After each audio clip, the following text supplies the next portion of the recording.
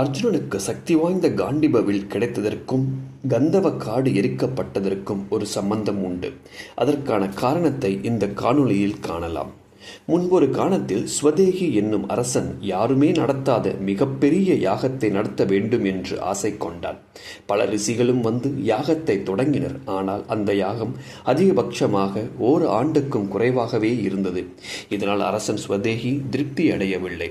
சிவனை நினைத்து தவம் புரிய தொடங்கினான். சிவனும் தோன்ற, மிக பெரும் யாகத்தை நீங்கள்தான் நடத்தி தர வேண்டும் என சிவனை அழைத்தான். சிவனோ, அது என்னால் இயலாது. யாகங்கள் மனிதர்களால் மட்டுமே நடத்த இயலும். நீ துர்வாச முனிவரிடம் சென்று கேள். எனது ஆணைப்படி அவரே உனக்கு நடத்தி கொடுப்பார் என்றார். அரசனும் துர்வாச முனிவரிடம் சென்று கேட்க அவரும் சம்மதித்தார். யாகம் தொடர்ந்து 12 ஆண்டுகள் நடந்தது. யாகத்தில் வேள்வியில் நெருப்பு அணையாமல் இருக்க தொடர்ந்து நெய் ஊற்றிக் கொண்டே இருந்தனர். யாகம் வெற்றிகரமாக நடந்து முடிந்தது. மன்னரும் திருப்தி அடைந்தார். பல ஆண்டுகளாக அக்னி தேவனை சிறைப்பிடித்து நெய்யை ஊற்றி யாகத்தீயை வளர்த்ததால் அக்னி தேவன் நோய் கண்டார். தனது பொலிவையும் இழந்தார். ஆகவே கிருஷ்ணரிடம் உதவி கேட்க வந்தார். யமுனை நதிக்கரையில் இந்திரபிரஸ்தம் உருவாக்கிய பிறகு கிருஷ்ணனும் அர்ஜுனனும் உலவிக் கொண்டிருந்தனர். அப்பொழுது அங்கு வந்த அக்னி தேவன் அந்தனர் உருவமெடுத்து அர்ஜுனன் மற்றும் கிருஷ்ணனிடம் உண்ண ஏதேனும் உணவு கிடைக்குமா என்றார். சரி, அரண்மனைக்கு வாருங்கள், உங்கள் பசித்திர உணவு தருகிறேன் என்று அர்ஜுனன் கூறினான். உடனே அக்னி தேவன், நான் உண்டு பல நாட்கள் ஆகிவிட்டது. எனது பசித்தீர நான் தொடர்ந்து உண்ண வேண்டும் என்றார்.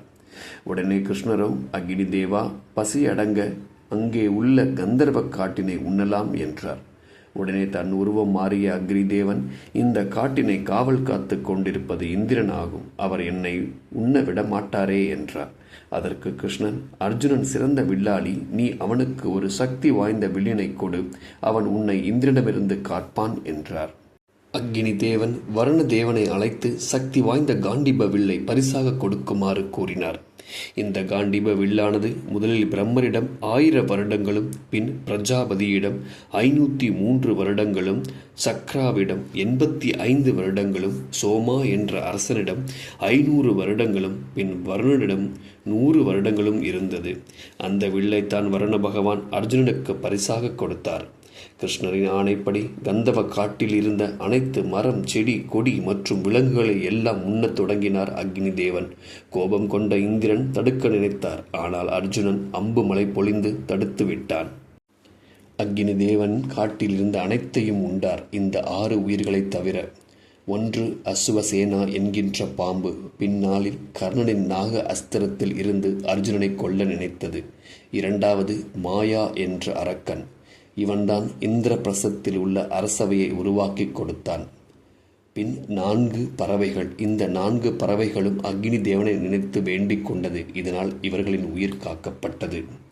எப்பொழுதும் இறைவனின் செயலில் ஒரு அர்த்தம் உண்டு. கந்தர்வ காடு கட்டுப்பாடு இன்றி வளர்ந்திருந்தது. மேலும் உலகை உருவாக்குவதும் அழிப்பதும் இறைவனை. சமநிலையை பேண சில அறிவுகளையும் நிகழ்த்த வேண்டியுள்ளது.